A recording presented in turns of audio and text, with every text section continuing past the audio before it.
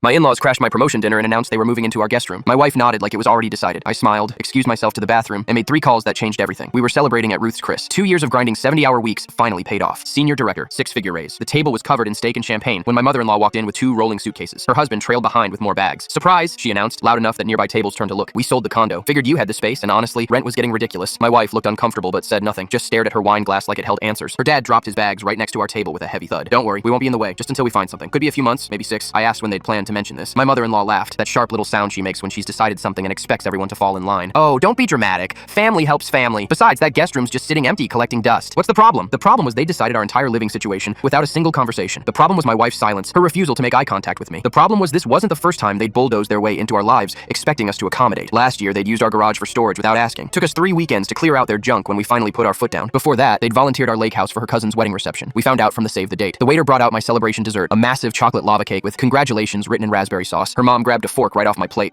Chocolate. You don't mind sharing, right? She took a huge bite before I could answer. Her dad flagged down our waiter. Can we get 2 more plates over here and another bottle of whatever this is? He gestured at the champagne I'd ordered to celebrate. I looked at my wife. She was studying the tablecloth like it was the most interesting thing she'd ever seen. Her mom started talking about how they'd probably redecorate the guest room. That beige is so boring. I'm thinking maybe a nice sage green. We'll pick up some paint this weekend. That's when I stood up. Excuse me, restroom. I walked past the bathrooms, straight out the front door into the parking lot. 3 calls, each one crystal clear. First, my real estate agent, David. Known him for years. Dave, list our house. Tonight. Cash offers only. I want closing in 2 weeks maximum. Price it to move fast. He tried to ask questions. I told him I'd explain later, but I needed this done now. He said he'd have the paperwork ready by morning. Second call, my buddy Tom, who owns rental properties all over the city. I need a 2-bedroom, no guest room. Has to be available by the end of the month. I don't care about granite countertops or stainless steel. I just need a clean place with solid locks and 0 extra bedrooms. Tom laughed, said he had just the place. A nice little townhouse across town. 2 bedrooms, 1 bath, small but secure. Previous tenants just moved out. He'd hold it for me. Third call, my lawyer, Patricia. I need a cease and desist letter. Trespassing warning. If certain individuals show up at my property unannounced or attempt to move in without explicit written permission, I want legal grounds to have them removed immediately. She asked if everything was okay. I told her I was setting boundaries that should have been set years ago. She said she'd have something drafted by tomorrow afternoon. When I walked back into the restaurant, the champagne bottle was half empty. Her dad had ordered an appetizer. My dessert was gone except for a smear of chocolate on the plate. I slid my phone across to my wife. Check your email. Her face went white as she scrolled through the listing David had already sent over. Photos of our house, the price, everything. You listed our house? Our house, not theirs. We're moving somewhere without room for permanent guests. Her mother's fork clattered onto the plate. You can't be serious. Where are we supposed to go? That's a great question. Should have asked yourselves that before you sold your condo and assumed you could move into ours. My father-in-law stood up, his face getting red. This is ridiculous. You're being completely unreasonable. We're family. Family asks. They don't announce. They don't assume. And they definitely don't eat someone's celebration dessert while planning to redecorate their house without permission. I looked at my wife. She was still staring at the listing, tears in her eyes, but she wasn't arguing. She wasn't defending them. She was just sitting there, maybe finally seeing what I'd been dealing with for years. Dead serious. Your bags are going to a storage unit I just rented in your name. First month's on me. After that, you're on your own. The table went completely silent. Other diners were definitely watching now. Her mother opened her mouth several times, but nothing came out. Her dad sat back down heavily, like someone had cut his strings. I paid the bill, left a massive tip because our waiter had witnessed a family implosion. My wife grabbed her purse without a word and followed me out. The house sold in 4 days to a young couple paying cash, and we moved into our new place with locks they didn't have keys to. My mother-in-law called screaming that we were abandoning family, that they'd be homeless, that my wife needed to choose between me and them, but my wife was the one who hung up the phone and then blocked their numbers from both ourselves.